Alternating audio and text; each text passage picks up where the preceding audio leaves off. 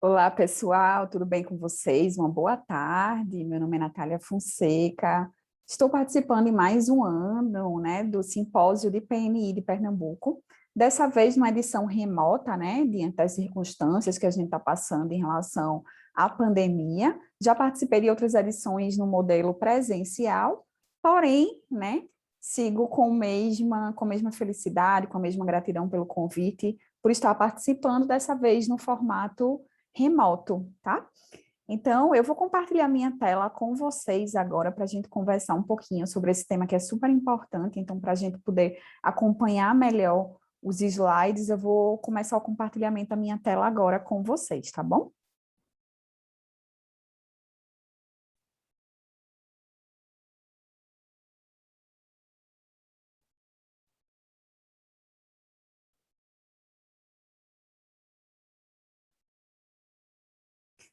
Então, hoje a gente vai conversar um pouquinho sobre a questão das vacinas e do movimento anti-vacinação, as taxas de cobertura vacinal, que elas andam em níveis da década de 80. Então, é um tema super importante, né, da gente estar abordando, já que nós sabemos da importância que a vacina ela tem para o contexto geral, para o contexto populacional.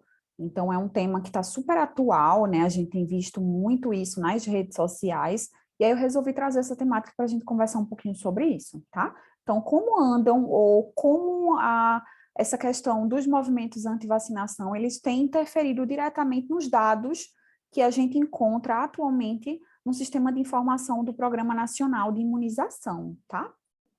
Então, a gente sabe que o PNI, o Programa Nacional de Imunização, ele é um dos programas mais importantes do governo, e quando a gente fala nessa temática de vacinação, né, ele foi criado com o objetivo de facilitar o acesso da população a essas vacinas, né, a imunização, para que a gente tivesse uma maior cobertura e uma maior redução e uma eliminação, uma erradicação das doenças que a gente chama de doenças imunopreveníveis. Essas doenças são aquelas doenças que elas podem ser manuseadas, elas podem ser prevenidas através da vacinação. Então, o PNI, ele foi pensado, né, ele foi elaborado em 1973 pelo Ministério da Saúde, e a partir da sua criação, ele passou a coordenar as ações de imunização desenvolvidas pela rede pública de saúde do Brasil. Então, o Programa Nacional de Imunização, ele formula constantemente algumas metas com o objetivo de exterminar, de erradicar, de eliminar e de controlar as doenças imunopreveníveis. E ele tem abrangência tanto a nível nacional quanto a nível municipal através da regionalização em saúde, né, da descentralização. Então, a gente consegue fazer com que a população brasileira tenha acesso às vacinas tanto nas grandes capitais, nas grandes cidades, quanto nas cidades mais afastadas, né, nas cidades menores, com menor número de habitantes também, através desse processo de descentralização. Então, é um programa que ele é super importante.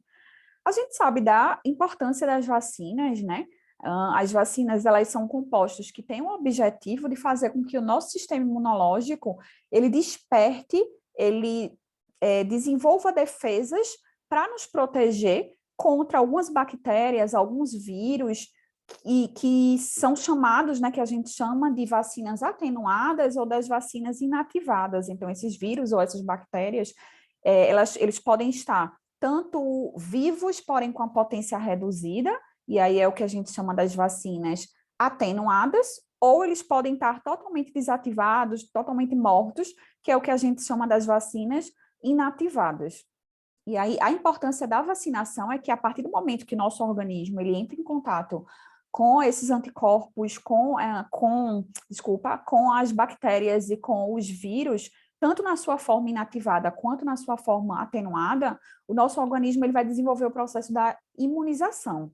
Então, a gente diz que a imunização é a produção de anticorpos que o nosso organismo ele começa a desenvolver a partir do momento que ele entra em contato com esses agentes biológicos, com esses vírus, com essas bactérias, no seu formato atenuado ou no seu formato inativado. Então, a entrada desse composto, né, desse micro-organismo no nosso corpo, ele é muito importante para induzir uma reação de memória do nosso corpo para que ele seja capaz de nos prevenir contra futuras infecções àquele vírus ou àquela bactéria, ou evitar completamente o seu surgimento e as consequências que essas doenças elas podem causar no nosso organismo. Então, a imunização ela é super importante também, não só a nível individual, mas quando a gente fala no coletivo, né, para impedir a disseminação de doenças nas comunidades. Então, a gente percebe o quanto é importante não só para a saúde do paciente de forma individual, mas também pensando na erradicação de várias doenças que são doenças infecto-contagiosas. Então, o governo brasileiro, ele tornou a vacina obrigatória para crianças e para adolescentes a partir da Lei 8069, na década de 90. Então, uma legislação bastante antiga e que ela veio com o objetivo de fazer com que a população levasse as suas crianças, levasse seus adolescentes para serem vacinados. E aí, sabendo de toda essa importância que a vacina tem, por que que mesmo assim ainda existem pessoas que são contra a vacinação, né? Que são o que a gente chama das pessoas que são negacionistas. Então, apesar das grandes vantagens que a vacina tem, pensando no social, né, já que ela evita vários tipos de doença e as consequências dessas doenças, pensando na questão econômica, já que a gente vai estar fazendo uma atuação de forma preventiva, e aí a gente vai estar poupando muitos recursos financeiros nos tratamentos de doenças, né? Quando a gente age de forma preventiva, a gente evita que um grande número da população se contamine com essas doenças, que são as doenças imunopreveníveis, e, consequentemente, precise de menos atendimento nos serviços de saúde para tratar essas doenças, já que a gente vai ter tido o atendimento de forma preventiva em relação a essa doença, né? Então, acaba sendo muito mais barato, muito mais econômico a gente agir de forma preventiva do que a gente ter que tratar, né? Do que a gente ter que ir para o internamento, precisar de uma UTI, precisar de um leito de enfermaria, que a gente sabe que é bastante caro, o custo ele é elevado desse tipo de assistência em saúde.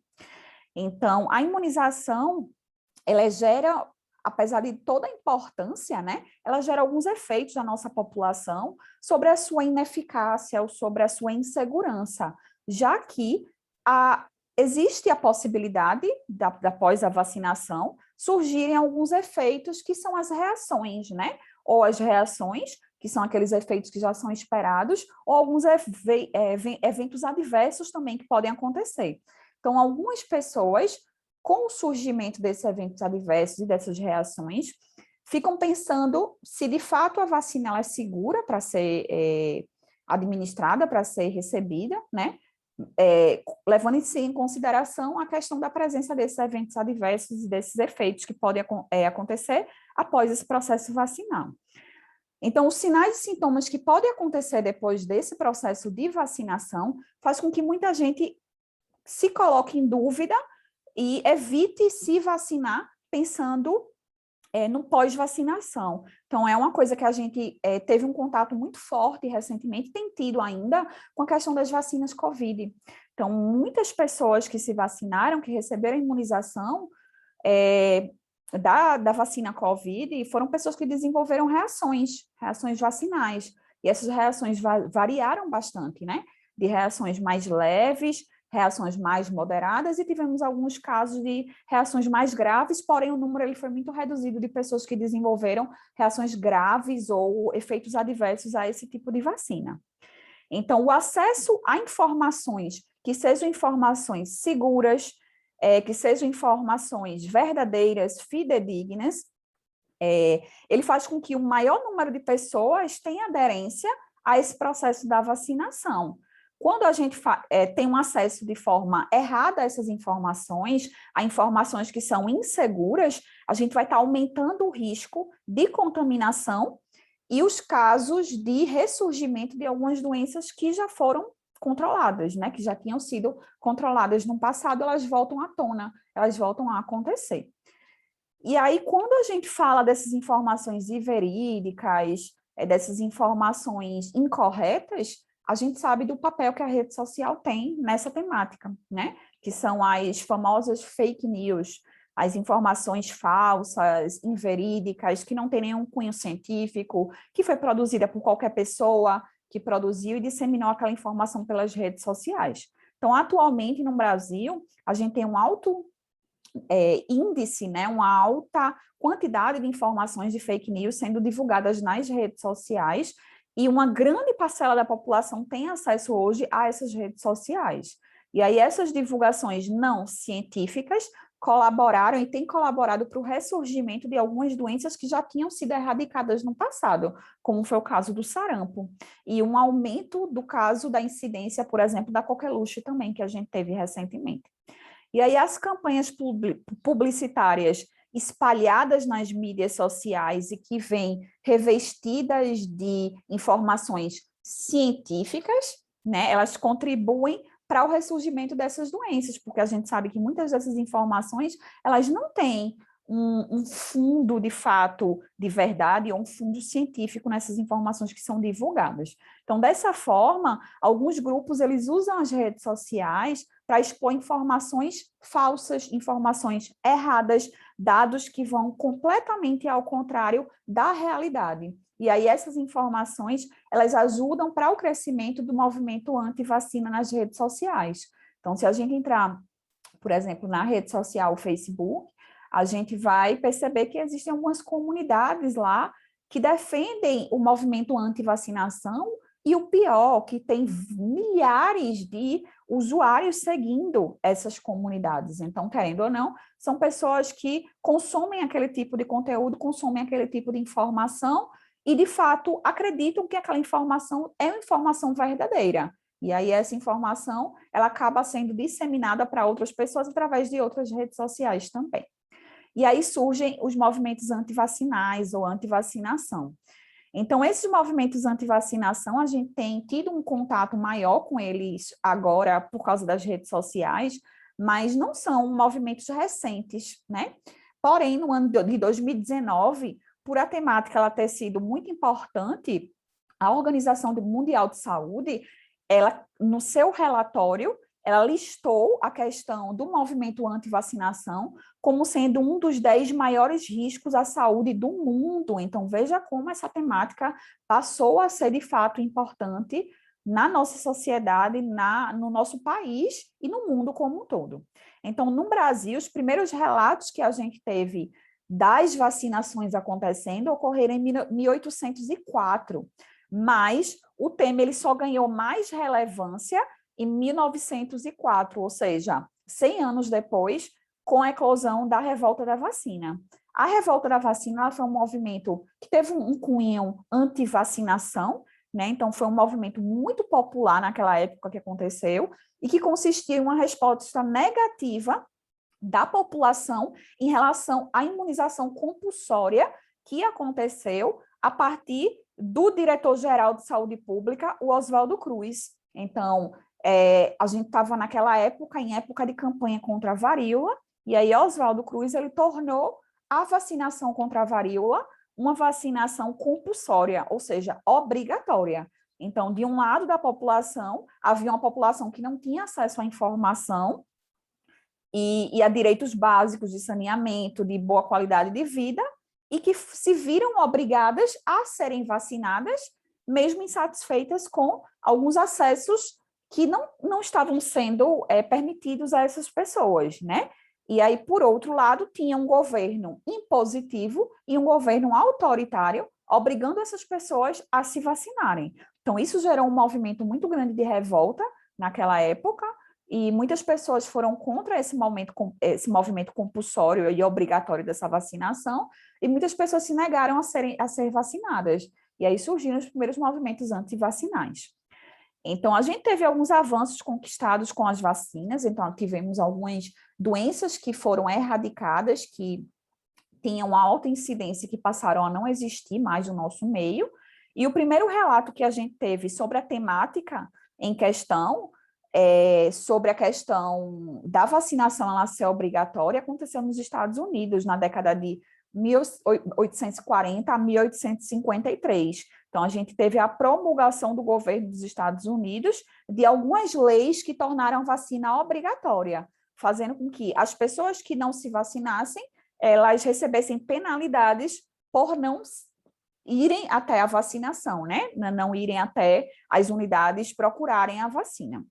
Então, em 98, a gente teve uma publicação em uma revista científica, que foi a revista Lancet, que é uma revista britânica super importante, e aí essa publicação partiu de um médico, que foi o Audrey Wakefield. Esse médico, ele disseminou algumas informações inverídicas sobre a vacina tríplice viral, que imuniza contra sarampo, cachumba e rubéola, e ele publicou nesse artigo, nessa revista super importante, que a vacina tríplice viral ela teria relação com o surgimento ou com maior risco do desenvolvimento de autismo em crianças. Então, o fato de crianças serem imunizadas para a tríplice viral aumentaria o risco dessas crianças desenvolverem o autismo. Então, foi um boom naquela época de uma informação que fez com que muitas pessoas não quisessem mais se vacinar ou levar seus filhos para serem vacinados contra a tríplice viral, com medo de que essas crianças pudessem desenvolver autismo após a vacinação. E como todo esse movimento anti-vacinação, eles têm interferido diretamente na nossa cobertura vacinal. Então, de acordo com os dados que a gente consegue encontrar atualmente no nosso sistema de informação do Programa Nacional de Imunização, a gente observa que a gente teve uma grande cobertura vacinal no ano de 2015, né? Então, a gente teve em torno de 93,12% da população vacinada, uma boa cobertura vacinal, e que nas regiões do país a gente teve o destaque para a região sudeste, com 98,51% da sua população vacinada. Mas aí a gente percebeu que no ano de 2020, né, no ano passado, a gente já teve uma redução muito grande dessa cobertura vacinal. Então, essa cobertura vacinal, que foi de 93,12%, passou para 54,23%. E aí a gente teve uma redução drástica de 38,87%. E nessa redução do ano passado, a região que mais se destacou em relação à cobertura vacinal foi a região sul, que teve 59,57% da sua população vacinada. Então, a gente percebeu que existiu uma redução muito importante de quase 40%, comparando o ano de 2015 ao ano de 2020, e que, considerando essa redução, é uma redução muito importante, né? E que faz com que praticamente menos de 70% da população tenha sido vacinada. Então, a gente percebe nesse gráficozinho que a gente está vendo, nessa tabela que foi retirada do sistema de informação do Programa Nacional de Imunização, a gente percebe como está a região Nordeste nessa tabela, né? Então, no ano 2015, a gente teve a população do Nordeste com 95,40% de população de cobertura vacinal, e no ano de 2020, tivemos apenas 48,4% da população vacinada como cobertura vacinal. Então, a gente vê que também houve uma redução muito drástica na nossa região, na região Nordeste. E aí, estamos vendo o Zé Gotinha super preocupado, né, com a baixa cobertura vacinal que a gente está tendo, né? As principais vacinas com baixa cobertura vacinal, fazendo com que o Programa Nacional de Imunização ele fique cada vez mais comprometido. Logo, ele que é um programa que é super conhecido internacionalmente, né? E aí, quando a gente vai comparar as vacinas em relação à cobertura vacinal, a gente vê que a vacina DTP, que imuniza contra difteria, tétano e coqueluche, ela atingiu 93,2% de cobertura vacinal entre os anos de 2015 e 2016, uma boa cobertura vacinal naquela época, mas no ano seguinte, no ano de 2017, não houve registro de dados dessa vacinação no sistema de informação do Programa Nacional de Imunização. Então, a gente percebe que entre 2015 e 2016 a gente teve um boom nessa vacinação, uma boa cobertura da vacinação da DTP, mas no ano seguinte a gente não teve registros disso, né? Então, a gente percebeu que teve uma alta procura e logo em seguida a gente teve uma queda muito brusca. A gente também percebe que em 2015, a vacina BCG, ela teve a maior cobertura vacinal, a gente teve mais de 105% da nossa população vacinada contra a BCG, né, contra as formas graves da tuberculose, principalmente a tuberculose meníngea e miliar, mas no ano passado, em 2020, a gente só teve 67,4% do total da nossa população vacinada para BCG. Então, a gente teve uma queda também bem importante, comparando o ano de 2015 ao ano de 2020. Em 2020, a gente teve uma alta cobertura das vacinas pneumocócica, né, 21, a gente teve uma alta vacina, uma alta cobertura da tríplice viral e a gente teve uma alta cobertura da meningocócica C. A vacina febre amarela foi a única que a gente observou que aconteceu um crescimento entre os anos de 2015 e os anos de 2020. Então, a gente teve um acréscimo de cobertura vacinal da vacina febre amarela. E aí, se a gente lembrar, a gente vai perceber que a gente teve algumas mudanças em relação à vacina da febre amarela, né? Antigamente, só quem tinha acesso a essa vacina eram pessoas que iriam viajar para áreas endêmicas ou pessoas moradoras dessas áreas endêmicas, e posteriormente ela passou a ser oferecida para toda a população brasileira, independente de área endêmica, independente de viagem. E outra mudança que a gente teve em relação à vacina febre amarela foi que inicialmente ela era uma vacina de dose única, e hoje ela já faz parte de 2 doses quando a gente fala do calendário infantil. Então, hoje ela é aplicada aos 9 meses de vida a primeira dose e 4 anos de idade é a segunda dose da febre amarela, tá? Então, ela já teve um acréscimo de um reforço, analisando o calendário infantil em relação à febre amarela. Então, a gente teve um aumento da adesão, um aumento da cobertura vacinal em relação à vacina da febre amarela. E quais as consequências de tudo isso para a nossa saúde pública? Então, de acordo com o Programa Nacional de Imunização, o pensamento que existe na população de que algumas doenças não são capazes de surgir mais, que elas desapareceram, a falta de acesso a informações corretas ou a desinformação sobre as vacinas e a falta de acesso às unidades de saúde que ofertam essas vacinas levaram a uma falsa percepção de que não é preciso mais vacinar, de que a gente está seguro mesmo que a gente não seja vacinado. Outra questão é que a gente sabe da importância da mídia social, como a gente já conversou, e é inegável que essas mídias sociais elas têm um poder de influência muito grande no compartilhamento de informações, né? E que essas mídias sociais elas também são utilizadas para a disseminação de dados falsos. Então, faz com que muitas pessoas que consomem esses conteúdos falsos se convençam de que aquele conteúdo, apesar de não ter respaldo científico, eles sejam conteúdos verdadeiros, fazendo com que muitas pessoas se convençam sobre os supostos danos que as vacinas provocam no nosso organismo e recusem a ser vacinados por causa disso. Outra consequência é a questão de que a vacinação, o ato de não se vacinar, de optar por não se vacinar, apesar de ser um ato individual, é uma decisão do próprio indivíduo, mas que ela afeta diretamente o coletivo. Então, ela contribui para reduzir a imunidade que a gente chama de imunidade de rebanho. Essa imunidade ela foi muito falada, atualmente tem sido muito falada, com a questão da pandemia. Então, a gente tem lutado muito para a gente fazer a imunidade de rebanho em relação à vacina Covid-19. O que seria imunidade de rebanho? A gente ter pelo menos 60% da nossa população vacinada para determinada vacina, fazendo com que a gente tenha uma imunidade coletiva, uma proteção coletiva em relação àquele determinado agente biológico. No caso da vacina Covid, o vírus, né, causador da doença Covid-19. E aí, o fato dessa imunidade rebanho ela não ser atingida faz com que algumas doenças elas voltem a ressurgir em surtos. A gente teve recentemente um surto de sarampo. Então, o sarampo ele já tinha sido erradicado e a gente voltou a ver o ressurgimento do sarampo em surto por causa da baixa adesão à vacina tríplice viral que aconteceu. Então, devido a esse fenômeno, algumas doenças que já tinham sido controladas pelo programa, como o sarampo, como a gente já conversou, elas ressurgiram em várias partes do mundo, inclusive no Brasil. E aí, o que é que a gente conclui com tudo isso?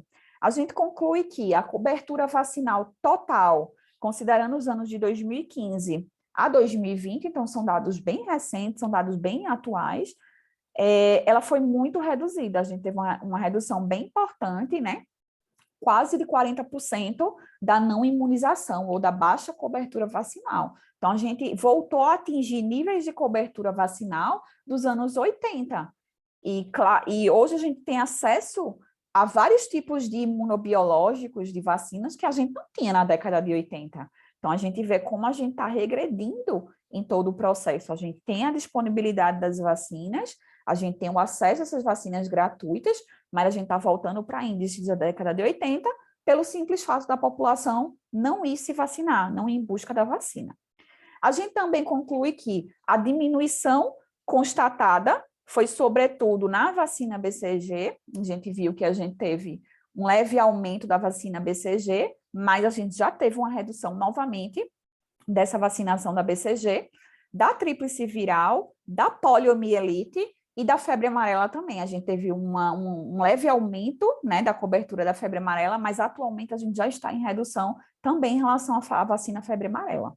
A gente também conclui que existem alguns motivos econômicos, né, e sociais que interferem diretamente para a redução da cobertura vacinal, ou seja, a falta de assistência a serviços para a população é um desses motivos, né? Então, algumas pessoas de baixa renda, elas não conseguem ter acesso ao serviço de saúde como gostariam, ou porque moram distantes, ou porque não têm como se locomover até a unidade mais próxima da sua residência, entre outras situações, também colabora para essa baixa adesão. A gente também conclui que a desinformação, o desconhecimento sobre as vacinas por parte de alguns profissionais de saúde também interfere diretamente nessa baixa adesão. Sabemos que nós, profissionais de saúde, nós temos o papel importantíssimo na educação em saúde, então nós somos educadores em saúde. Então, alguns profissionais de saúde, eles desconhecem sobre vacinas, então sabemos que nós, enfermeiros, temos uma propriedade muito grande em relação à vacinação, às vacinas, a conhecer sobre, mas que alguns outros profissionais de outras áreas da saúde desconhecem sobre as vacinas, né? Não se apropriam de estudar, de entender, de ter o conhecimento sobre a vacina. E aí, alguns usuários, ao entrar para tirar dúvidas com esses profissionais, por exemplo, para esclarecer algumas dúvidas que venham a surgir, se deparam com profissionais de saúde mal treinados, mal capacitados, desatualizados em relação às informações relacionadas à vacina. Então, nem todos os profissionais de saúde, eles estão apropriados do conhecimento sobre o processo de vacinação, sobre a vacina. Isso faz com que a gente também tenha uma redução de um bom acesso a informações, já que o próprio profissional de saúde, que seria o detentor daquela informação, ele não é capaz de suprir aquele usuário com aquela informação correta. Outra conclusão que a gente tira é que as redes sociais, elas precisam assumir a sua função de propagadora de informações, mas de propagadora de informações corretas, críticas, verídicas, fidedignas, e fazendo com que a gente consiga conectar de uma forma melhor o mundo virtual com o mundo real, e fazendo com que as pessoas parem de ter medo de ter acesso a essas informações, né? Fiquem naquela insegurança do tipo, ai meu Deus, será que o que eu estou lendo está correto? Será que realmente é verdade? Onde eu devo procurar? Onde é que eu vou para saber se essa informação é verdadeira ou falsa, né? Que eles tenham segurança, se sintam seguros em ter acesso à informação através das redes sociais também.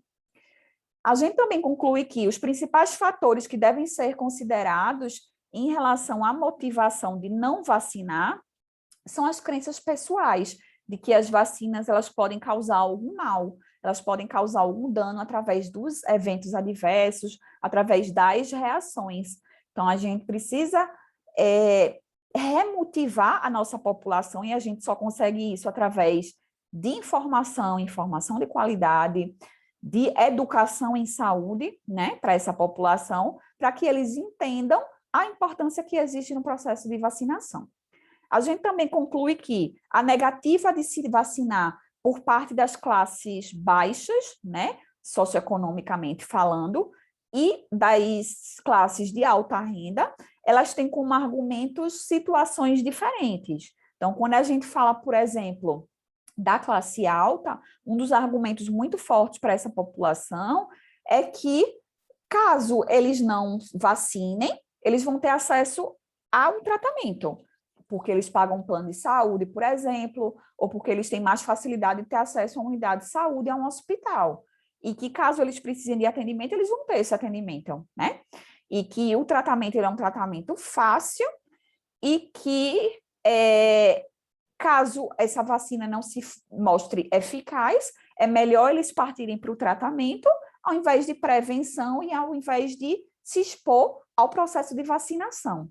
Então, é uma das diferenças que a gente tem no pensamento da classe baixa em relação aos argumentos da classe alta. Outra conclusão que a gente tira é que esse tema ele tem que ser combatido, ele tem que ser discutido, ele tem que ser conversado com mais responsabilidade, uma vez que a gente sabe que a vacinação ela é o melhor meio de a gente combater, ela é o melhor meio comprovado, é a melhor maneira eficaz de a gente evitar o surgimento ou ressurgimento das doenças imunopreveníveis, ou seja, as doenças que a gente pode prevenir através do processo de vacinação. Então, a melhor maneira de a gente evitar isso é através da vacinação. Então, a gente precisa discutir esse assunto com mais responsabilidade, com mais frequência, para que a gente consiga aumentar cada vez mais a cobertura, o acesso da população a esse processo da vacinação. Fazer com que eles se sintam seguros em procurar a unidade para se vacinar, se sintam seguros em levar os seus filhos para serem vacinados também. Então, a gente viu o quanto esse tema ele é super importante, né? A gente viu o papel que nós, profissionais de saúde, nós temos em relação a essa temática, vimos o papel que nós temos como educadores de saúde e vimos a importância que existe de nós estarmos sempre atualizados, sempre treinados e capacitados em relação à imunização. Então, vocês, estando aqui conosco, já estão dando um passo à frente em relação a isso, né? Se capacitando, se atualizando, participando de eventos, de simpósios, de congressos sobre a temática, para estarem sempre atualizados com o que a gente tem de mais novidade em relação a esse processo, né, de vacinação e tantos outros temas relacionados à saúde. Então, muito bem, vocês que estão aqui conosco, participando desse evento, vocês com certeza já farão a diferença em relação à disseminação dessas informações que vocês estão adquirindo aqui conosco, através desse evento, para que vocês possam compartilhar com os usuários no serviço de vocês. Sejam vocês já trabalhadores da saúde, sejam vocês estudantes futuramente com os pacientes de vocês nos serviços de saúde. Então, mais uma vez, gente, eu agradeço muito a organização pelo convite em participar desse evento em mais um ano. Agradeço a vocês a presença, estarem conosco até esse momento, estarem acompanhando as nossas palestras. Espero que vocês estejam curtindo toda a organização do evento, todo o evento em si. Muito obrigada, obrigada de coração, muito obrigada pelo carinho de vocês estarem aqui com a gente. Deixo minhas redes sociais, caso vocês tenham mais alguma dúvida em relação a essa temática, então deixo meu e-mail, deixo minha rede social. Por esses 2 meios, vocês conseguem contato diretamente comigo, e aí a gente pode discutir mais sobre esse tema, ou sobre outros temas relacionados à vacinação. Então, eu sempre posto atualizações na minha rede social sobre o tema de vacinação, tá? Sobre essa questão do PNI. Além disso, outros temas relacionados à saúde da criança ou temas de saúde que eu considero relevantes, tá? Então, me sigam lá para a gente ter um contato posteriormente e a gente manter esse contato para a gente conosco, né? A gente, nós que estamos aqui presentes nesse evento online, para que a gente mantenha contato posteriormente, tá? Então, muito obrigada mais uma vez. Deixo um beijo carinhoso para vocês. Se cuidem, fiquem com Deus e até os nossos próximos eventos. Beijo da Profa. Tchau, tchau. Vou parar de compartilhar minha tela agora, tá? Com vocês. E me despeço mais uma vez de vocês, tá, gente? Tchau, tchau. Fiquem com Deus. Beijo, beijo.